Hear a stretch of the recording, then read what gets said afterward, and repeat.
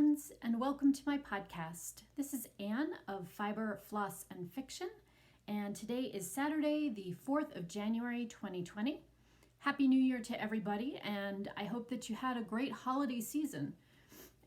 We had a wonderful solstice, Christmas, New Year's, all of it.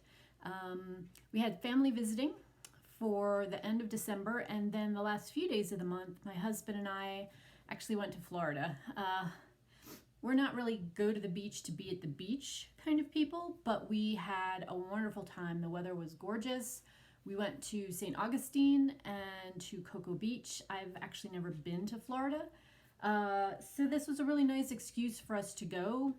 He's got oodles of frequent flyer miles, so we went and did that for 4 days, walked on the beach, went birding, didn't do any of the touristy stuff, but that was totally okay because we had a great time. The hotel that we stayed at had like a tiki bar just out on the patio near the pool. You could go out and hear the ocean. They had live music 2 nights, so we wound up sitting there for quite a while and just enjoying the beautiful warm weather and not thinking about the fact that it was snowing at our house. So all good. So yeah, I'm back to kick off the new year with lots of stuff to talk about. This is going to be a regular kind of podcast. It's not going to be a year in review or whip parade particularly, although obviously you'll see stuff I've worked on. I usually try to save that and actually do it in July.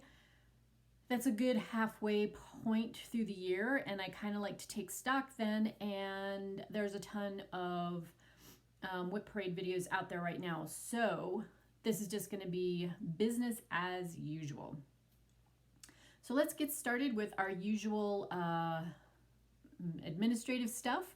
If you're a returning viewer, welcome back. I'm certainly glad to see you again. And if you are a new viewer, welcome. I hope that you find a reason to subscribe and comment and interact and come back and visit with me. So we're going to kick off this year first with some discussion about my knitting.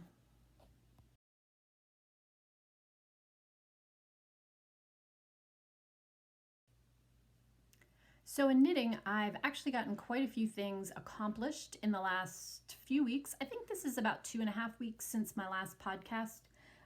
To be honest, with the holidays, I have no idea what day it is most of the time.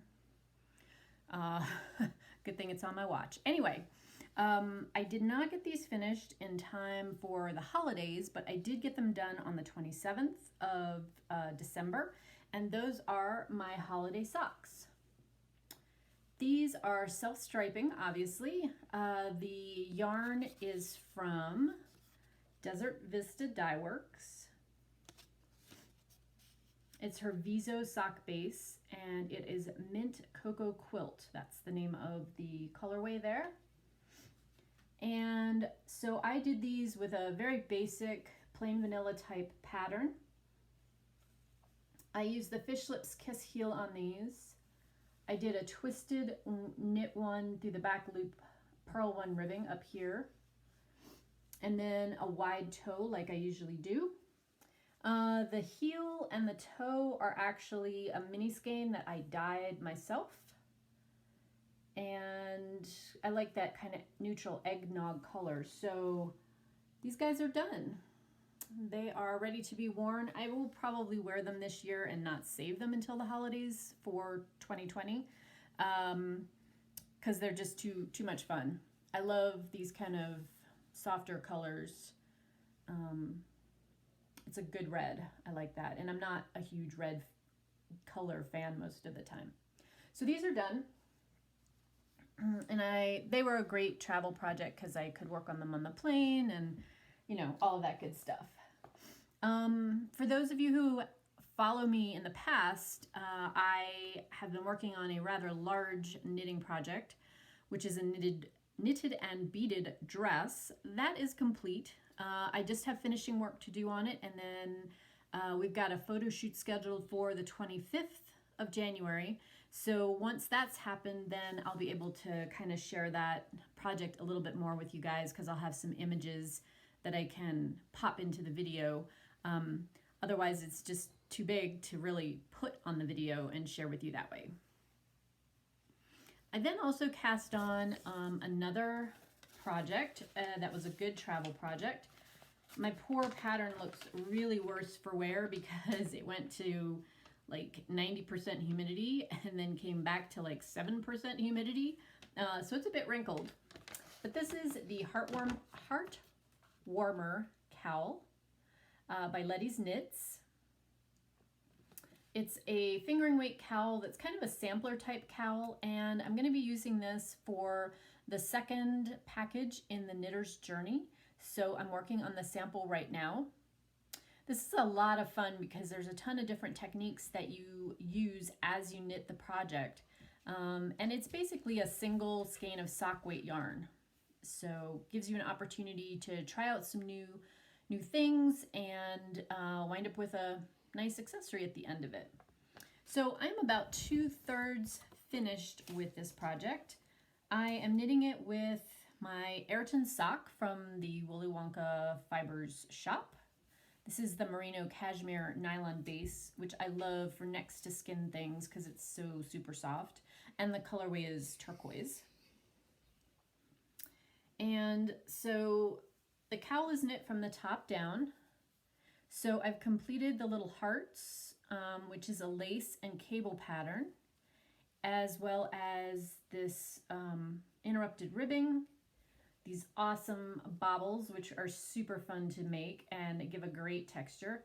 And I'm working on this section of interrupted rib. So I have this section, and then I believe it's 3 more sections. Well, 2 more sections of pattern and then a matching ribbing at the bottom. So another great travel project. This was wonderful to work on the plane because the pattern changes, so you have something new to look forward to, but it's a nice single skein project. So really enjoying working on that sample. And since I have more travel coming up at the end of this week, this will be also plain knitting. I am headed out to speak at the Madison Knitters Guild. That's Madison, Wisconsin. Oddly enough and scarily enough, their high temperatures are going to be a little bit warmer than what we have here in New Mexico for those 4 days that I'm gone. So it will be nippy here. I have a couple of knitting books that I wanted to talk about, which will kind of get us closer to our mid segment on books. This is a book that I won in a giveaway. I follow the writer Alice Hoffman, and if you followed me last year, you know I have read several of her books. I have several more on tap for 2020 on my reading list. She and her cousin, who is a knitter, created this book called Fairy Knitting. And it's a whole bunch of short stories written by Alice Hoffman and then matching knitting patterns by her cousin. These were all done originally as standalone pieces that were in the Fairy magazine, which is now, I think it's Enchanted Living magazine. But they're all sort of retellings or twisted tellings of fairy tale themes with knitting projects attached to them. And the photography is really, really beautiful. This is the cover shawl, for instance.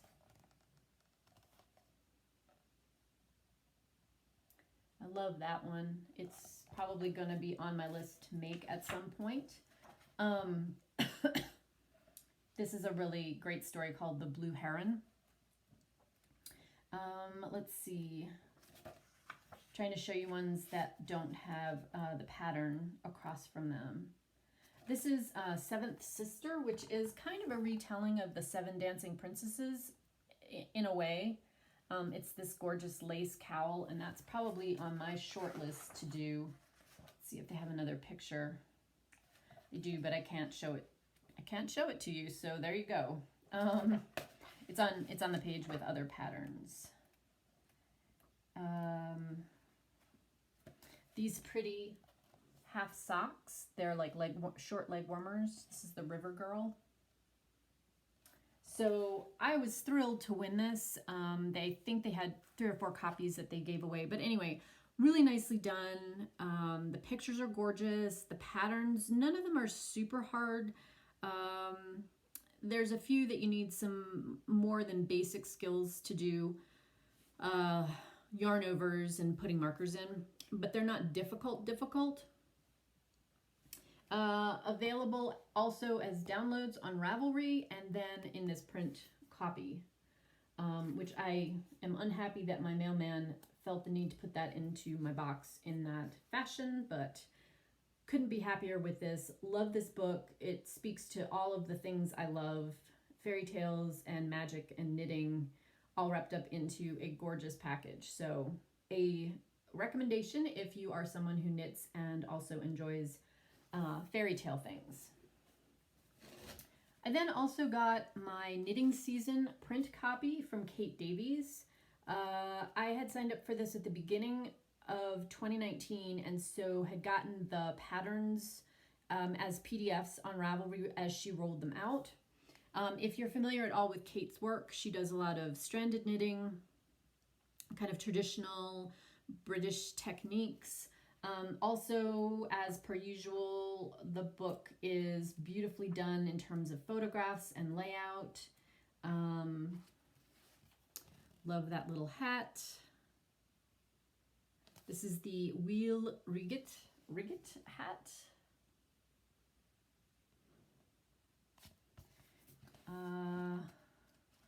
There's several others in here that I would be happy to make.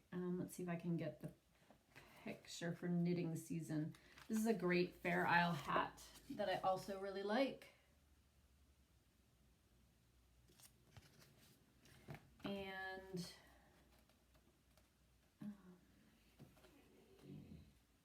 Sleeve Island. Let me get to that photo as well. It's a Fair Isle sweater. So another really pretty book. I believe, well, I know you can still get all the individual patterns as downloads on Ravelry, and I believe she may still have copies of the book if you would like it. When you signed up for this year, she also had a bonus book that she sent along, which is in the other room because I'm currently reading it. It is not a knitting book. It's a book of short essays that she's written about crafting. And I'm enjoying going through those and kind of savoring them. The name of the book is Wisht, which makes me laugh because it's something my grandma always used to say. And so when I got the cover, or when I opened the book and looked at the cover, and that kind of just endeared the book to me immediately. So I will review that book as part of the reading section once I actually get that far. So another good one, if you like stranded knitting and kind of more traditional English knitting patterns, if you like her style, more of the same, pretty true to form, nice photographs and nice quality paper, well written, that kind of thing.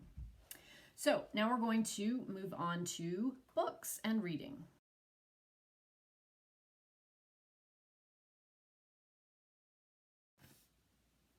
So for the first book that I finished up, and this was before the turn of the year, was a book I had talked briefly about in my previous video, If Walls Could Talk, by Lucy Worlsley. And I don't think I had finished the book the last time that I spoke with you all. This is an intimate history of the home. It's a very light nonfiction historical read.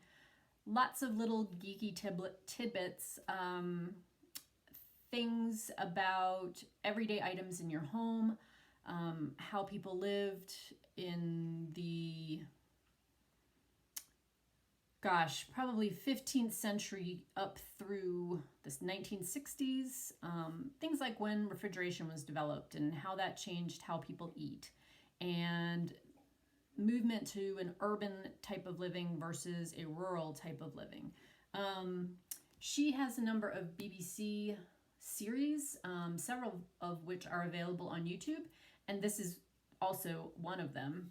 So you have this as an option to read, or you could also watch it.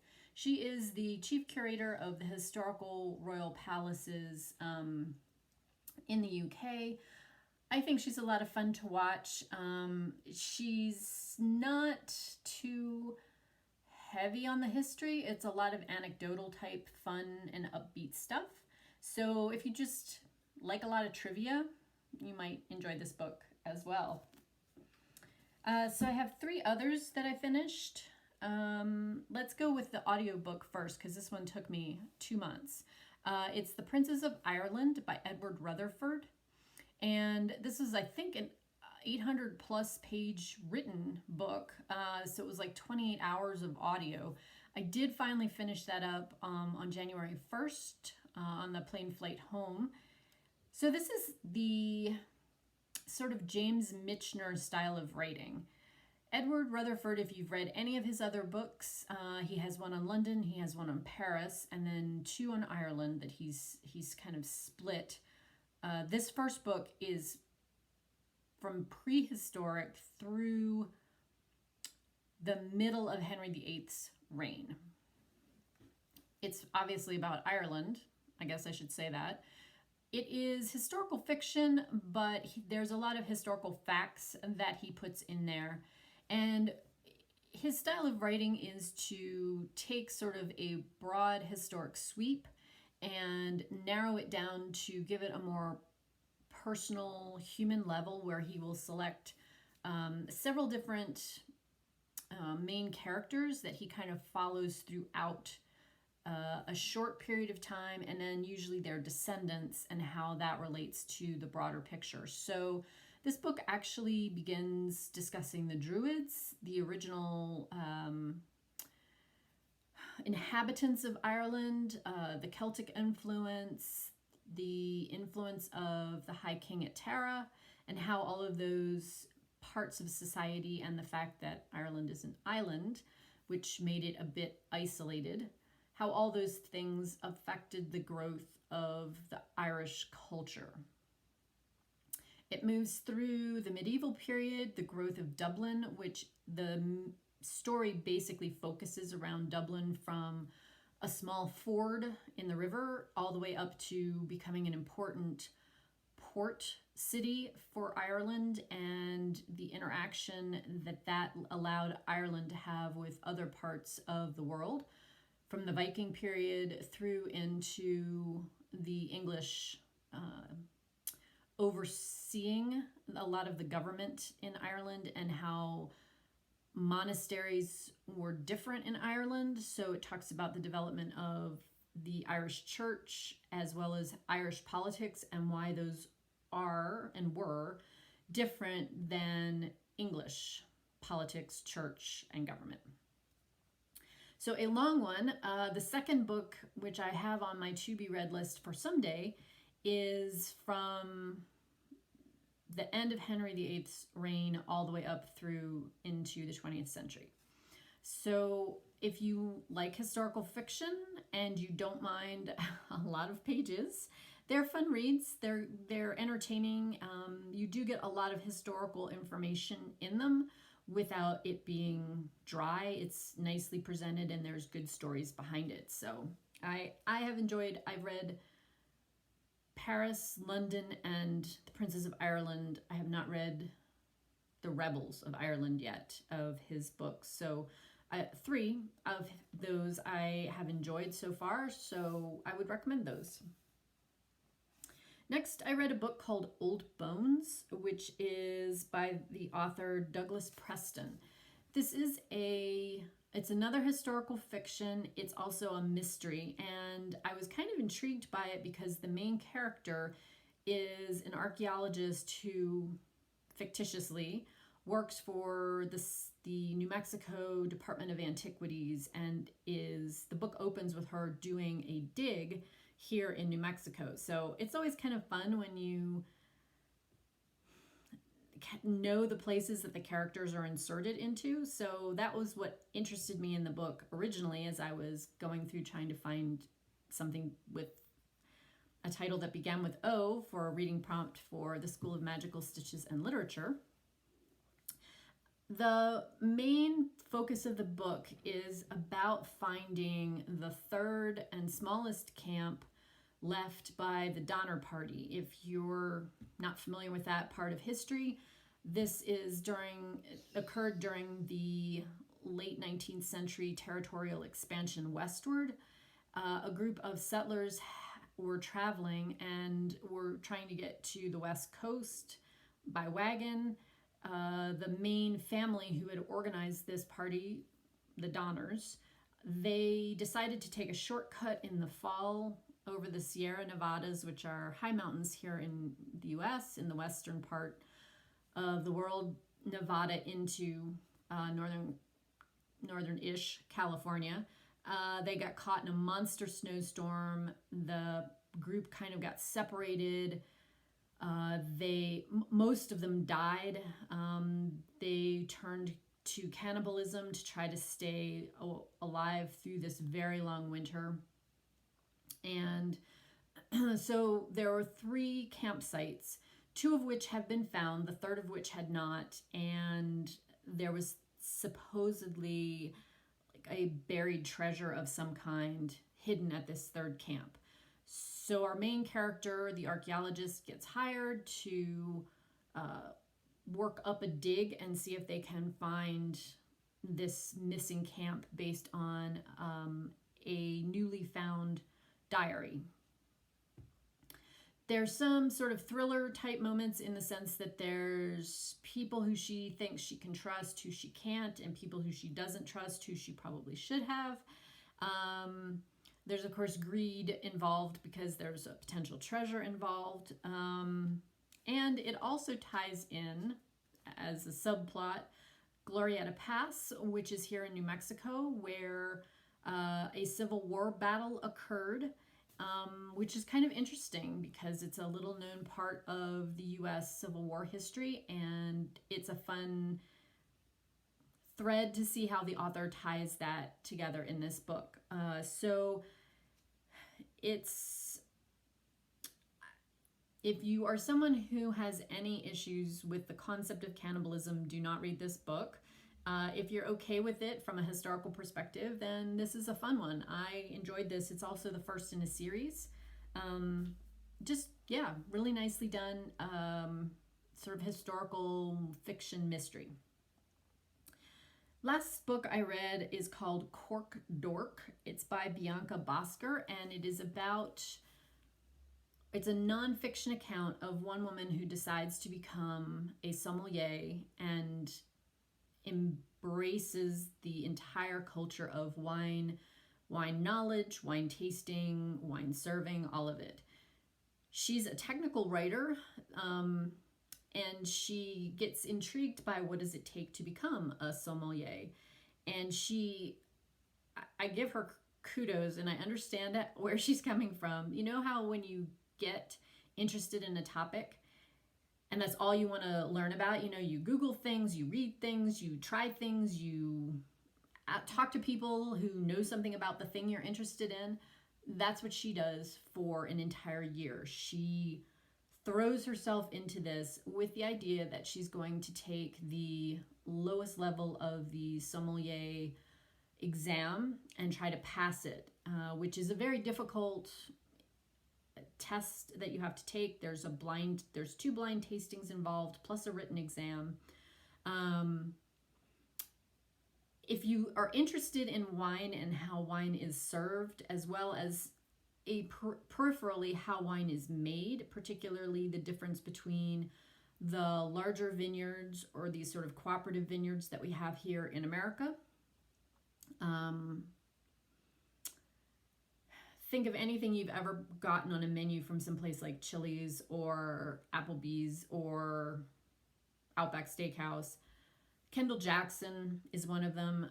These are huge conglomerates that make wine in a completely different way than a small vineyard that's maybe doing 7,000 or 8,000 bottles a year. If you are really interested in wine, I think this book it has lots and lots of information in it. Otherwise, it comes across as like a little bit too intense and OCD, even for me. And I'm interested in kind of quirky tidbits of information about stuff like wine tasting. So I think a very limited audience may be interested in this book. If you're really into wine and you're really into kind of how you become knowledgeable about wine, it's a fun read, and it's not super long. If you're not interested in that, in wine particularly, definitely not for you, because that's all the book talks about. I will just say in passing that her boyfriend / fiance is way more patient than almost any man I have ever met, because he's totally fine with her quitting her job and basically drinking wine all day. Just saying. Okay, so those are my books currently. I am not doing School of Magical Stitches and Literature this year, so in terms of book prompts, I have gone back to the Around the World challenge, Around the World in 52 books, which is a Goodreads challenge. They do a set of 52 prompts at the beginning of every year. This year is no different. I will put a link to the Goodreads group in case you're interested. They have the list of topics kind of on the first page. And so that's what I'm going to be reading as my reading challenges throughout 2020. So I will refer back to those as the year goes on. I've got one started, which I'm slowly working my way through. For those of you who are also kind of book nerds, I have found a new app that I'm trying out called Bookly. If you have tried it for any length of time and have any positive feedback or negative feedback that you'd like to share, please leave me a comment. I'd love to know what you thought about it. I like some parts of it very much, and then some other parts are a little bit cumbersome. I did decide to upgrade to the pro version. It's like one flat fee for the whole year, because you only get 10 books otherwise. And I read 88 books in 2019, which granted is a lot for me, but 10 was not going to cut it even if I read half that number. So yeah, so I opted for the non-free version. Anyway, so I've just started using it the last couple of days. We'll see what I think, but if you have experience with it and would like to share it with me, leave me a comment down below. I would love to know what you thought. So now we're going to move on to our last bit of business, which is cross-stitching.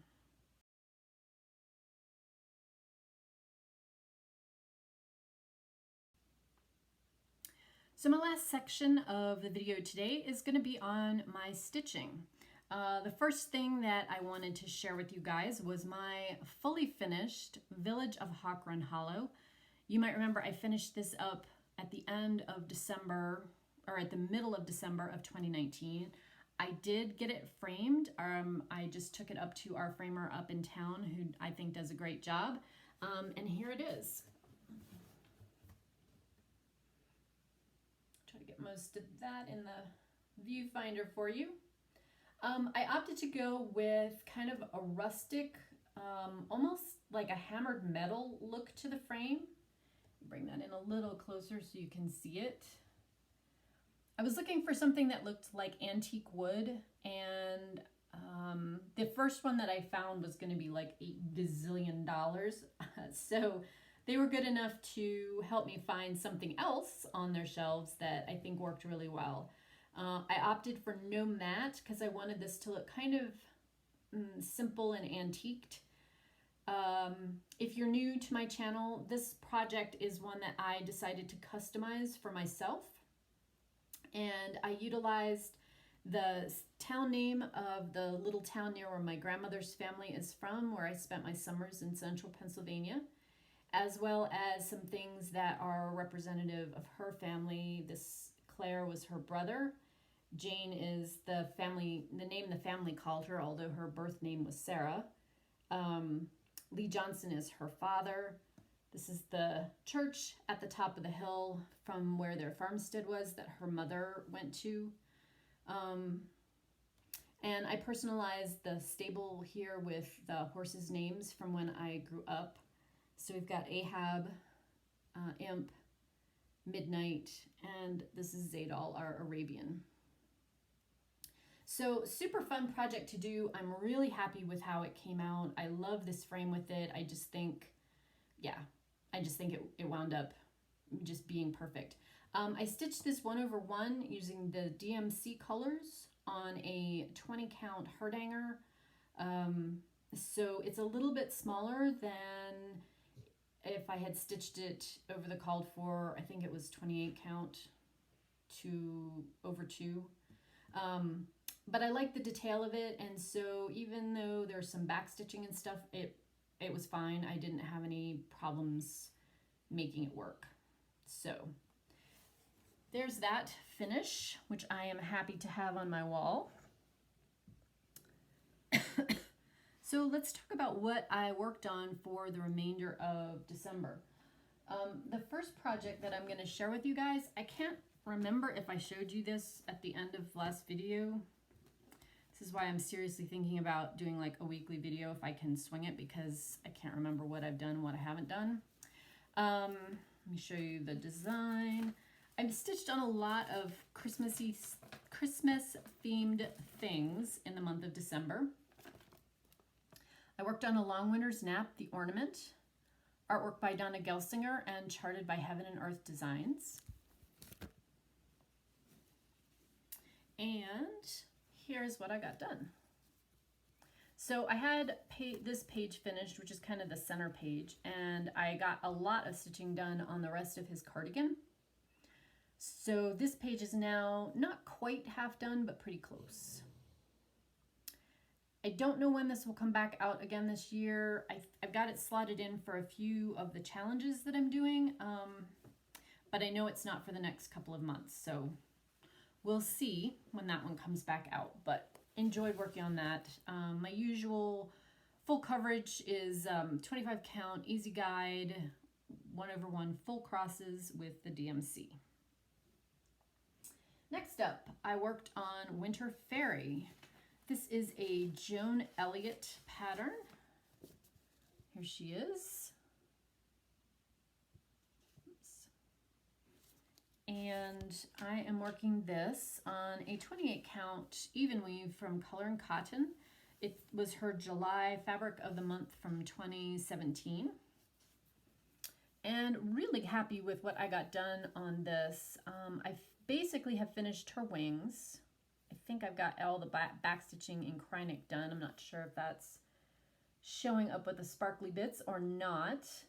I finished both of her gloves, and I brought the bodice down to the waist. So got quite a bit of progress done on this, which I was happy about because this is a goal for me to finish this year. So I was happy to have an excuse to put some stitches into it, make some progress, and that will be back out multiple times this year because it will take a while to get that finished. Next, another Christmas themed thing. This is 12 Days. It is a Jim Shore artwork. I got it as part of a kit, the DesignWorks kit. So it came with everything. I have swapped out the fabric for actually the same 20 count heart hanger that I used for my Village of Hawk Run Hollow. Colorway is Legacy from Picture This Plus. And I am using the kit Floss, and got a bit more done on that this go round. Last time that you all saw it, I believe I had it just the tip of his hat done. So I finished all of his face plus all of the back stitching. I added a couple more the blue stars, and then I started working on his cape. I think that's all I did on this that time. But I love the sort of folk art feel to this. Leah Noel, if you're watching this, she is Aviatrix Stitcher. She's working on a different Santa. It's not a Jim Shore Santa, but hers reminds me a lot of this with this kind of folk art feel. And she's been working on hers. She has a conversion of the colors that she's doing on it that's really nice. It's blues and purples and teals and that kind of thing. So not sure when the 12 days will come out again. That one may not show up again until the end of this year. I then took with me to Florida Christmas Morning Pets. That's a Gold Collection Petites project. And I have been using this as a travel project because it doesn't need Q-snap or a hoop or anything. The Ada that came in the kit is pretty stiff. So I worked some more on the hat, brought that down, and then I started the poinsettia, or holly berry cluster that's right there. So making some progress on this. It may be a travel piece in the short term, or I may switch it out for a while. This is on the to be finished in 2020 list. So you will see it again at some point. As with all of those dimensions, gold and gold petites, you know, there's way more work in them than you in your wildest dreams imagine.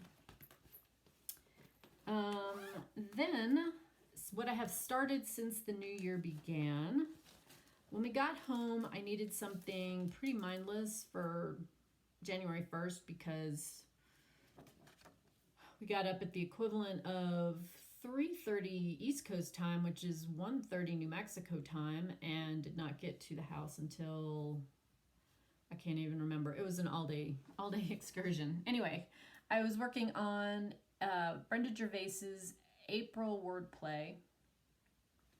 I'm working this on an 18 count Ariosa from Garibaldi's Needleworks.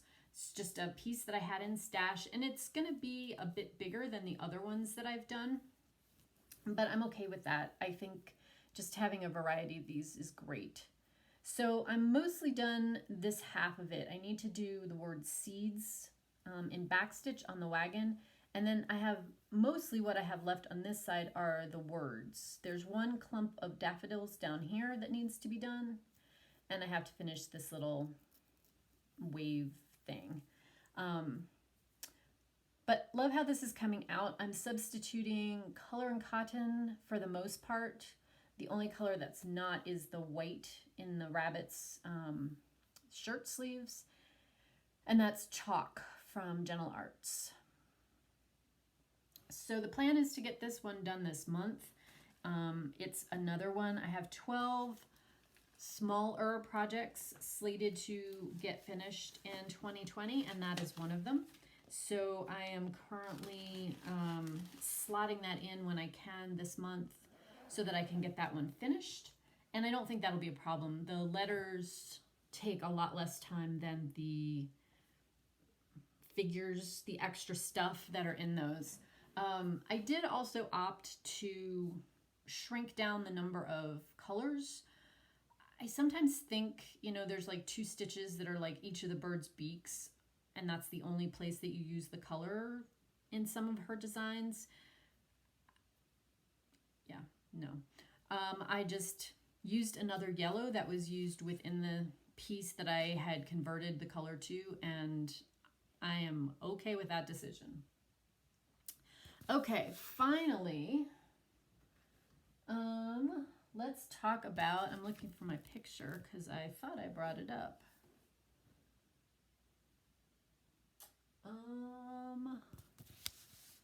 Maybe I did not.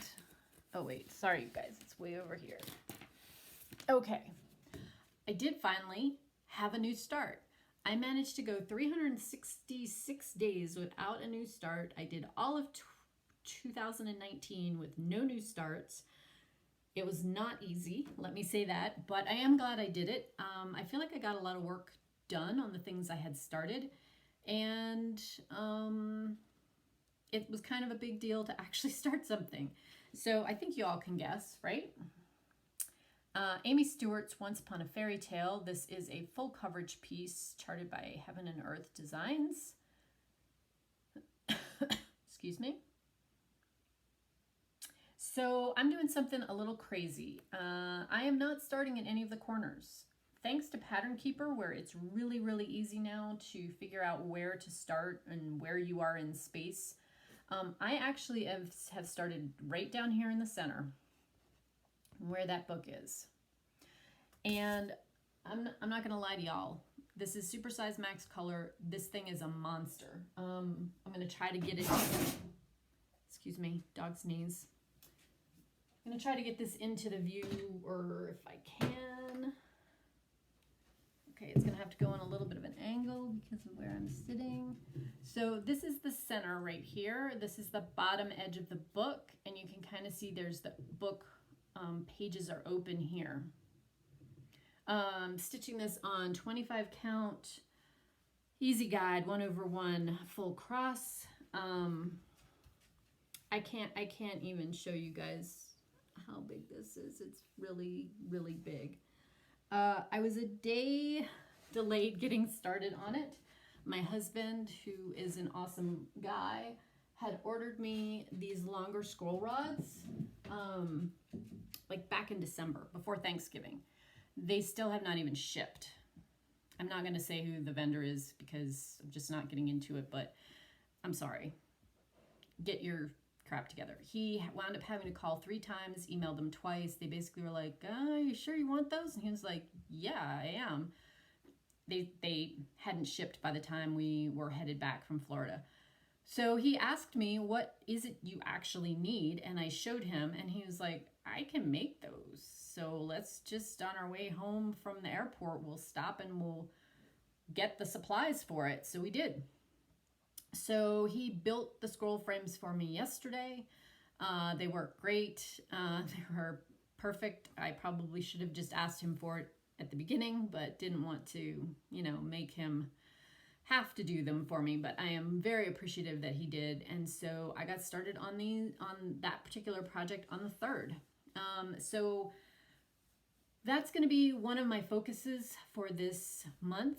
I'm participating in the Semi-Sane Stitchers around the world. I am also working on the 20 in 20 challenge for Full Coverage Fanatics and the national parks. I'm working on the very first park for Acadia for those 4,000 stitches using that project. So that will be a focus for sure this month and going into February most likely. I have a few other things that I'm going to be working on here and there. I am a member of Cheryl McKinney's 30-day journal group, and she's doing a scavenger hunt. So I'm using that as one of my 3 projects that I'm going to be focusing on for that challenge in her group this year. The others are Winter Fairy, which you saw, and Prairie Schoolers Autumn Leaves, which has not been out in a while, but will be getting some love this year as we go through. So I think that's it. I am trying a new format this time where I'm going to put in, instead of timestamps, placeholders, if you will, for each of the topics, and hopefully that'll be easier for y'all to scroll through if there's something that you don't want to watch. We're going to try it. If you love it, let me know. If you hate it, let me know. We can always go back to the timestamp version. This just makes it easier to manipulate the uploads and get them into place when I go to combine everything together. So I think that's it from me for this go round. I am going to try to do another video, I think, when I'm back from Madison. So it won't be exactly a week, but it might be a week and a couple of days. I think if I can try to do something more like 7 to 10 days in between videos, that would be easier for me than 14 to 20 days, because I cannot keep straight what I've worked on in that amount of time. So much stuff going on. And finally, if you have gotten to this point, I wanted to announce that I'm going to be doing a giveaway. This is for my print copy of The Village of Hawk Run Hollow. It is in excellent condition. I made working copies, so all of the pattern pages are in here, unmarked, ready to rock and roll, do your own thing with. If you mention giveaway, I will delete your comment. but please leave me a comment below letting me know what your favorite family memory is from the holidays. If you don't have a favorite family memory, just your favorite memory from whatever holiday you celebrate at the end of the year. And I will ship this anywhere in the world. I will leave the giveaway open until the next time that my video is uploaded. So let's say about 7 to 10 days. What does that put us at? The 4th. Let's just say the 15th of January. That's a nice round even number. Let's say the 15th of January. So leave me a comment below. Let me know what your favorite memory is if you'd like to stitch this. The usual disclaimers: you must be 18 or older or have your parents' permission. I will obviously need your shipping address so that I can ship this to you. I would appreciate it if you were a subscriber, but it is kind of hard to filter that out. And I will choose from the comments below by a random number generator on the 15th and announce the winner on that video that will upload around that time. So that is it from here for me this go round. Like I said, I hope everybody has had a wonderful holiday season, that you're ready to kick off 2020 with all kinds of fun stuff, whatever your chosen craft might be. I hope that you are all staying well. I have finally gotten over that nasty cold, flu, whatever the heck it was. Took 3 weeks. But I hope that you have not caught it or are on the mend already if you have. So until next time when I talk to you, everyone, be well.